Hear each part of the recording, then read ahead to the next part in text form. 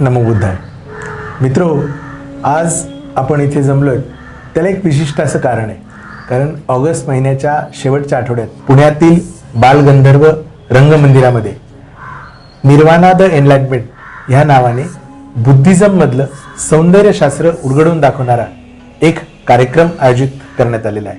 या निमित्ताने भारतभरातील नव्हे तर जगभरातील 50 पेक्षा जास्त कलाकार आपली सौंदर्य दृष्टी घेऊन विविध क्षेत्रातील आपल्या कलावस्तू तिथे प्रदर्शित करणार आहेत. आणि याचे संयोजक आहेत डॉक्टर विद्याधर गायकवाड उर्फ जीवक, जे आपल्याशी आज संवाद साधणार आहेत.